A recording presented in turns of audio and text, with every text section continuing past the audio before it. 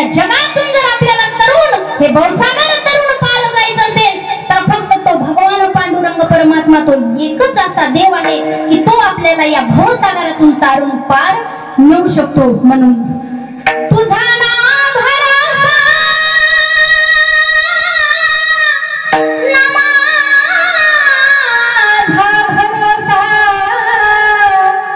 जग हे कोणाचे सांग भल्या मानसा असो चूल माती आणि मीठ भागर नाम हरीचे मुखी गोड साखर सोडून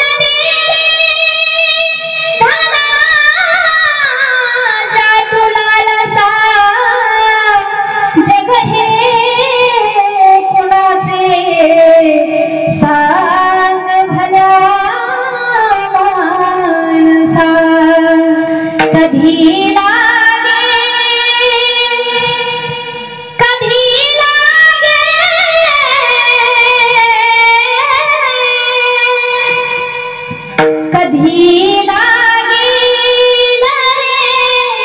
वेड्या तुला गोडी अभंगाची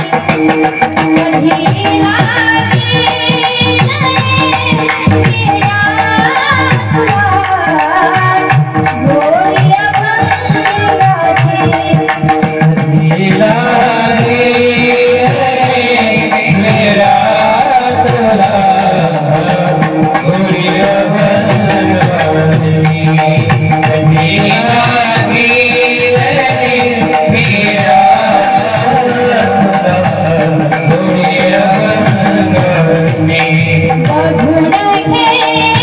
गोडी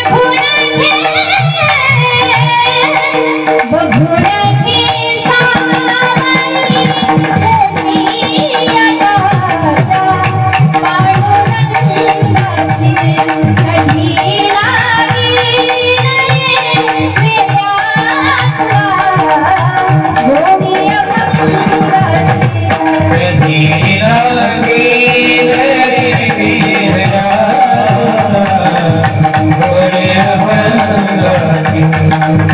कधी लागे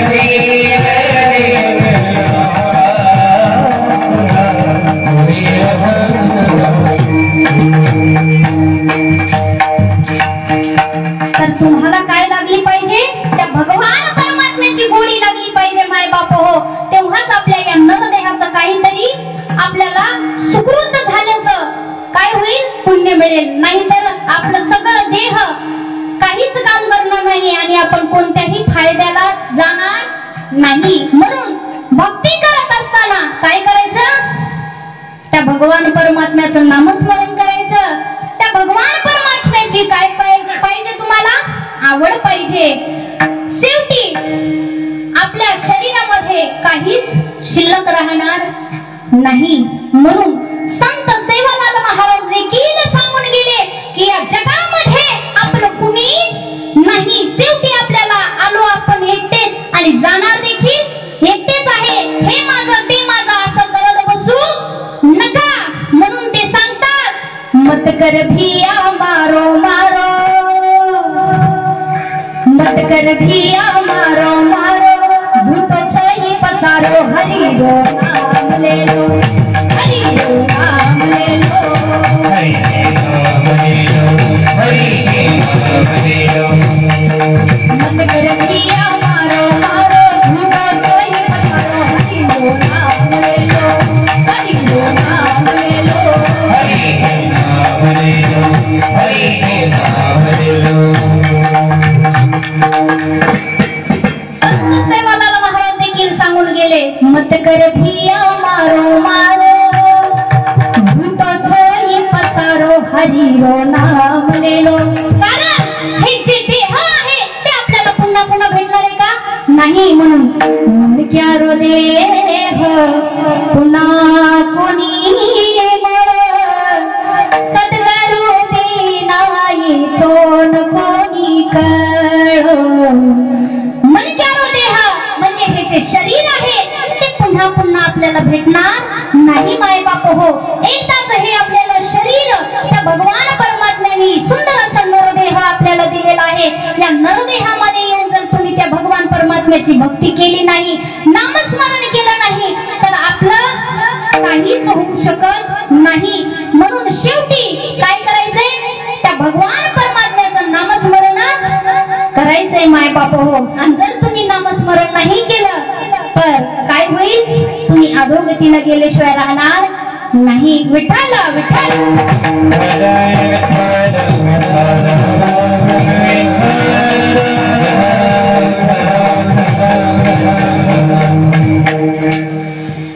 तुम्हाला जर अधोगतीपासून वाचायचं असेल तर काय करायचंय, या नरदेहामध्ये आला त्याचा फायदा करून घ्यायचंय.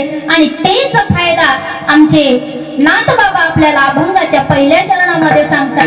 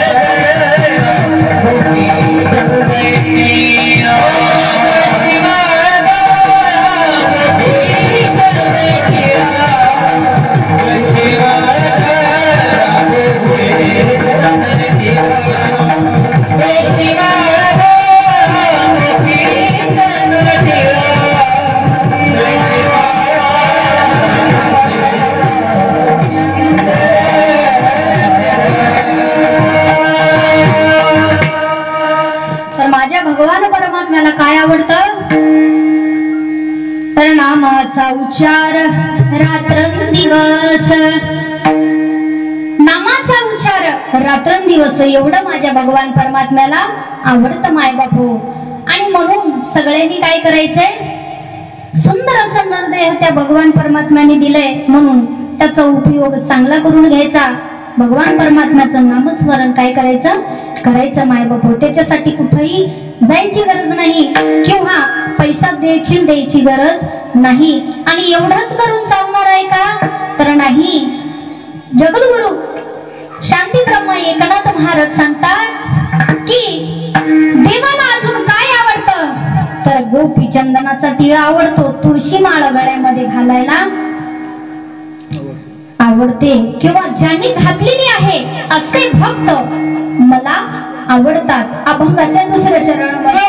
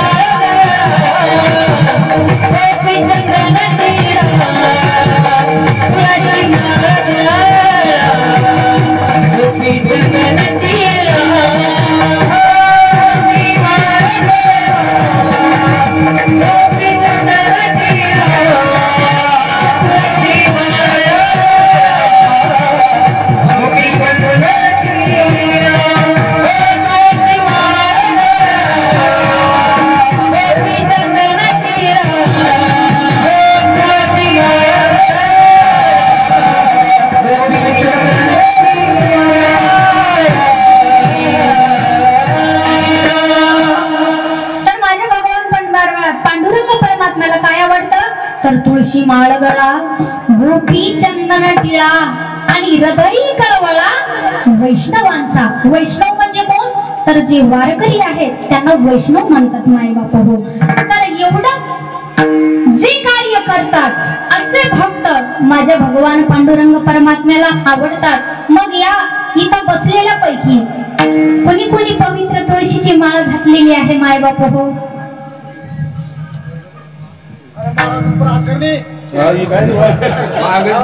बघा, अगदी वा, छान.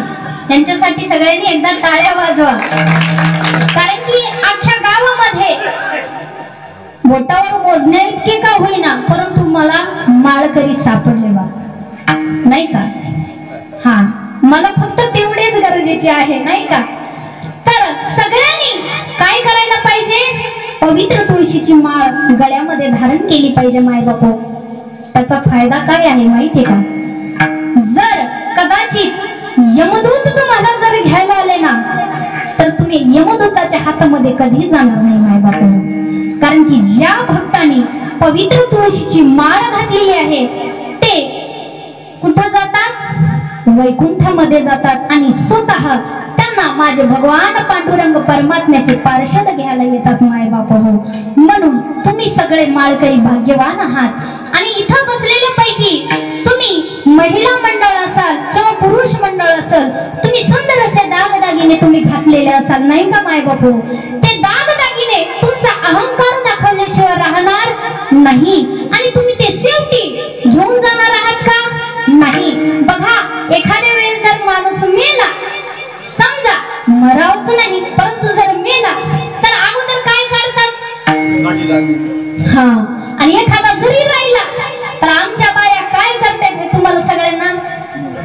येते, कारण की ते काहीतरी ते गाणं असतं, ते गाण्यामधून बोलून ते दाखवतात, परंतु ते काढून घेतात. परंतु तुम्ही जर पवित्र तुळशीची माळ गळ्यामध्ये घातली, कोणाचा ताप नाही माय बाप की पवित्र तुळशीची माळ काढायची. मेल्यानंतर देखील ते आपल्या सोबत जात. म्हणून जे सोबत येतात तेच धारण करायचं शिका. आणि जे आपण सोबत घेऊनच जाऊ शकणार नाही, ते अहंकार दाखवतात, ते घालून काही फायदा आहे का?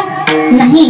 ते सुंदर दिसतील तुम्हाला, त्याच्यामध्ये काही द्वेष नाही, ते सुंदर दिसतात. अलंकार परिधान केलं तर माणूस सुंदरच दिसतो, परंतु ते अहंकार दाखवतात. आणि पवित्र तुळशीची माळ ही मात्र काय दाखवते?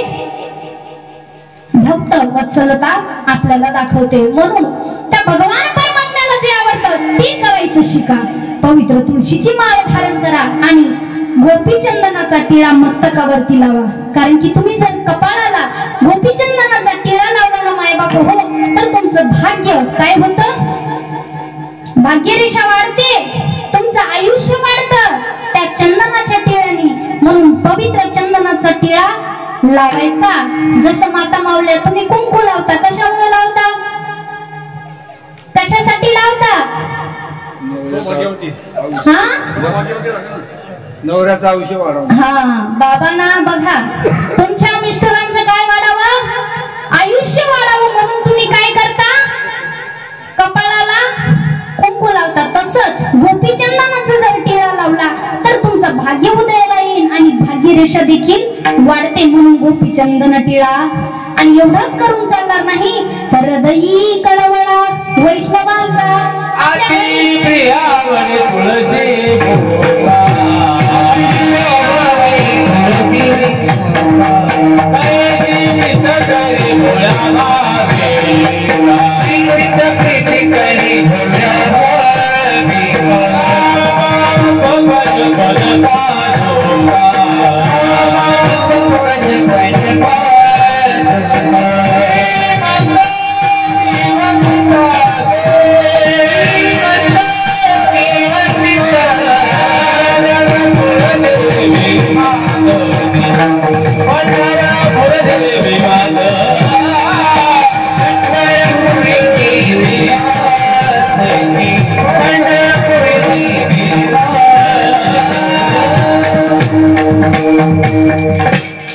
म्हणून काय करायचंय? पवित्र तुळशीची माळ धारण करायची मायबाप हो, आणि गोपीचंदनाचा टिळा लावायचा. आणि आपल्या घरी जे वैष्णव येतात, जे वारकरी येतात, त्यांच्यासाठी आपल्या अंतकरणामध्ये काय पाहिजे? कळवळा पाहिजे, माया पाहिजे.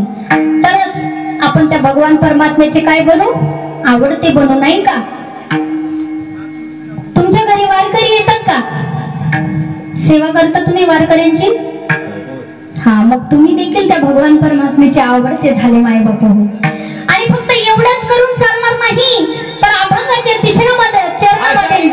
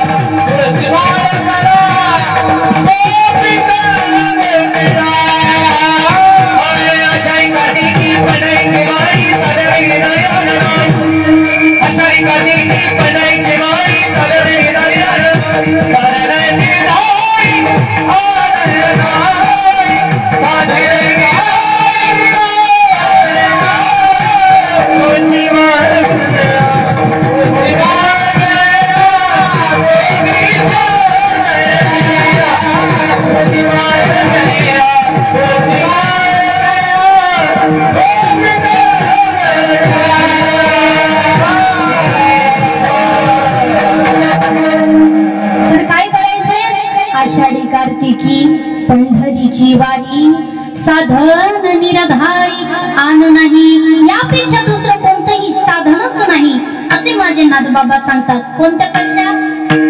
की आषाढीला पंढरपूरची वारी केली पाहिजे आणि कार्तिकीला आळंदीची वारी केली पाहिजे. माय बाप हो, असं जे वारी करत त्याच्यापेक्षा दुसरं साधन कोणतंच नाही असं नाथबाबा आपल्याला सांगतात. म्हणून सगळ्यांनी काय करायचंय? पंढरपूरला जाताना तुम्ही बरं जाऊ द्या, पंढरपूरला नका का जाईना, पौराघाटला जाता की नाही? जाताना हा, तुम्ही कोणतंही काही करा, परंतु ती काय होते तुमची वारी घडल्याशिवाय राहत नाही. म्हणून काही करा, परंतु एकदा तरी का होईना पंढरपूरला देखील जाऊन या. कारण की जन्मामध्ये जर आलो तर एकदा तरी त्या भगवान पांडुरंग परमात्म्याचं मुख आपण पाहून यायला पाहिजे. म्हणून आये जलमे पंढरी न जाणो विठुर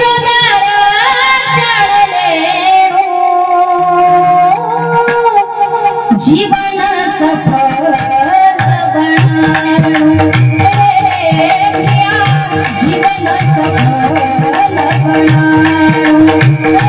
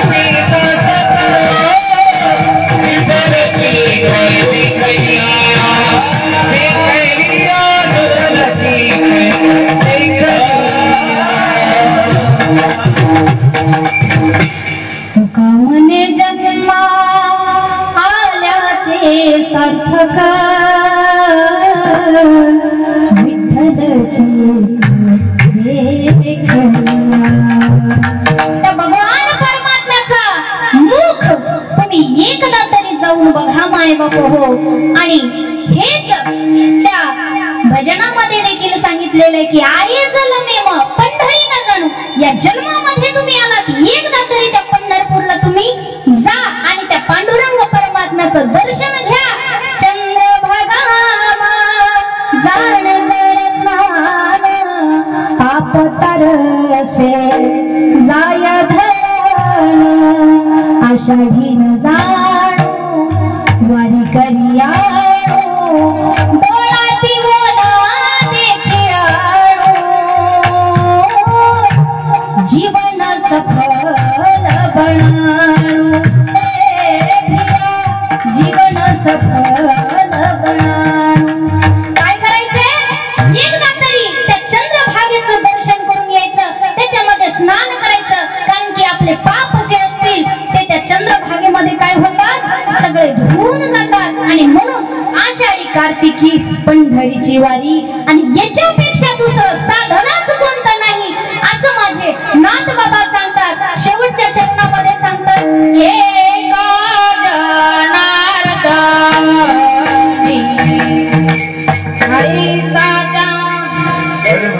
एका जणाला एक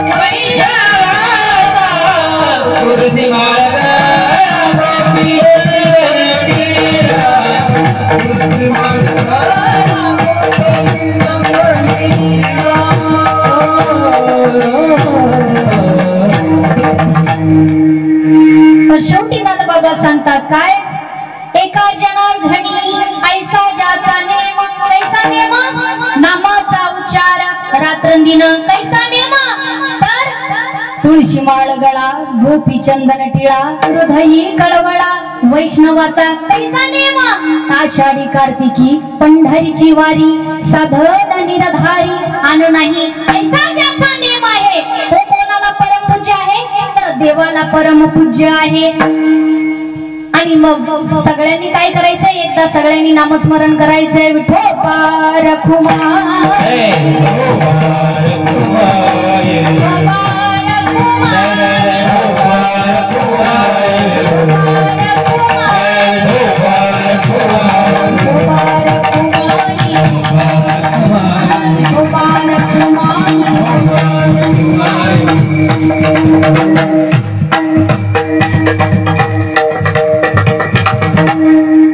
शेवटी जाता जाता दोन शब्द सांगते मायबाप हो आणि अभंगाला पूर्ण विराम देते. बघा, आपल्याला जगामध्ये काय आवडतं, कोणाला काय आवडतं तर कोणाला काय आवडतं मायबाप हो, परंतु आजकाल कलियुगामध्ये आई वडील हे सगळ्यांनाच आवडतील असं नाही. म्हणून फक्त एकच विनंती आहे की सगळ्यांनी काय करा, आई वडिलांची सेवा करा मायबाप हो, कारण की त्या आई वडिलांपेक्षा श्रेष्ठ दैवत या जगामध्ये आपल्याला कुठंच सापडणार नाही. जोपर्यंत घरामध्ये आई वडील आहे तोपर्यंत त्या आई वडिलांची सेवा करा आणि तेच काय होईल, सगळ्यात पुण्याचं ठरेल. म्हणून तुम्हाला तुमच्या घरामध्ये जर आई वडील असतील तर तुम्हाला कुठंच जायची गरज नाही. तुम्ही कोणतंही प्रयागराजला नाही गेले, काशीला नाही गेले, मथुराला नाही गेले तरी चालेल, परंतु घरामध्ये जर आई वडील असतील तर तेच तुमचे काय आहे, चारी धाम आहे. कुठेही फिरायची तुम्हाला गरज नाही. म्हणून काशीला जाई कुणी, पंढरीला जाई कुणी, काशीला चारी धाम माझ्या घरी बाप आणि आई चारी धाम माझ्या घरी बाप आणि आई जोपर्यंत माय बाप जिवंत आहे तोपर्यंत तेच आपले चारी धाम आहेत माय बाप हो चारी धाम आहेत म्हणून त्यांची सेवा करा त्यांना एक भाकर सोयीनं खाऊ घाला माय बाप हो तुम्हाला एवढं पुण्य लागेल की तुमचं भाग्य देखील उदयाला येईल माय बाप हो म्हणून आई वडिलांची सेवा करा कारण की त्यांनी खूप कष्ट या जीवनामध्ये केलेलं असतं माय बाप हो माय बाप स्वतःला कधी काही घेत नाही परंतु मुलांना कधीही जे काही मागितलं ते घेऊन दिल्याशिवाय राहत नाही छोट्या मुलांना जर हट्ट धरलं तर ते लाड पुरवण्यासाठी आई वडील काबाड कष्ट करतात माय बाप हो आणि त्या लेकराला ते घेऊन देतात म्हणून त्या आई वडिलाची जाणीव आपल्याला पाहिजे कारण की आई वडील कधी स्वतःला कपडे देखील घेत नाही परंतु दिवाळी सण आला कोणताही सण आला तर ते लेकरांना कपडे घेतात आई वडील आपल्याला कधीच कपडे घेताना दिसले का कधीच दिसले नाही परंतु लेकरांना मात्र प्रत्येक सणाला ते काय करतात कपडे घेऊन देतात बाप फाटकी बनियाला घालेल फाटकी बुट घालेल फाटकी चपला घालेल माय बाप हो परंतु स्वतःला कधीच कपडे घेणार नाही म्हणून त्या माय बापाचा अंतकरण आपण ओळखलं पाहिजे कारण की आई वडील आई तरी रडून मोकळी होते परंतु बापाला कधी रडता येत नाही बाप कधी रडताना आपण बघितलं नाही म्हणून परंतु बाप रडतो माय बाप हो परंतु कधी जेव्हा मुलगी माहेरी जाते ना तेव्हा देखील बाप रडतो परंतु कधी दाखवत नाही जेव्हा कधी काही दुसरं दुःख आलं तरी रडतो परंतु ते दुःख आपल्याला कधीच दाखवत नाही म्हणून त्या आई वडिलाची जाणीव आपल्याला पाहिजे कारण की बाप हा एकदा जर का गेला ना माय बाप हो तर पुन्हा आपल्याला आई वडिलाची माया दिसणार नाही म्हणून पुरामती माया त्याच्या काळ्या मेघावाणी दाखविना कधी कोणा डोळ्यातल पाणी झिजू झिजू संसाराचा गाडा हाकला वटामंदी हसू जाई कणावा कला घडी भर तू थांब जरा ऐकताची धावर लई अवघड हाय गड्या उमगाया बापर आपण आई वडिलांना कधीच ओळखू शकत नाही माय बाप हो कारण की आई वडिलांना ओळखण्यासाठी खूप ताकद लागते खूप मेहनत लागते माय बाप हो आई वडिलाचं अंतकरण आपण कधीच ओळखू शकत नाही कारण की आई वडील एवढं दुःख सहन करतात ना माय बाप हो तेवढं दुःख कुणीही सहन करू शकत नाही म्हणून एवढंच सांगेल की जाता जाता फक्त आई वडिलाची तेवढी काय करा सेवा करा तुम्ही जर आई वडिलांची सेवा केली ना माय बाप हो तर मी समजेल माझं कीर्तन काय झालं आज सफल झालं आणि झालेली सेवा पांडुरंग परमात्म्याच्या चरणी अर्पण करते इथेच सेवेला पूर्णविराम देते माझ्याकडून काही शब्द चुकीचे गेले असतील माय बाप हो ते मला पुन्हा परत करा तुम्ही सगळे श्रोतेजन हो माझं कीर्तन इथं ऐकायला बसलात म्हणून तुम्हा सगळ्यांना पुन्हा एकदा धन्यवाद देते कुणी राहिलं असेल त्यांना देखील पुन्हा एकदा धन्यवाद देते ज्यांनी मला इथं बोलवलं असेच नव्हे तुमच्या गावातील गावकरी मंडळ यांच्या वतीनं मला फोन आला आणि तुम्ही मला ही सेवा प्राप्त करून दिली मी माझं परम भाग्य समजते आणि सेवेला पूर्ण विराम देते ज्ञानेश्वर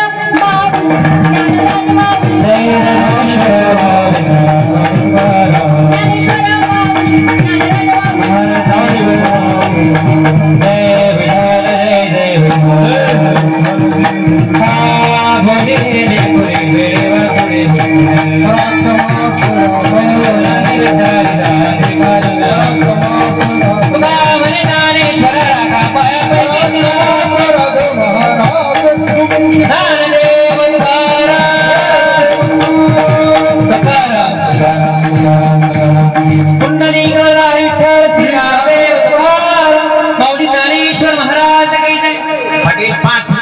निर्देशन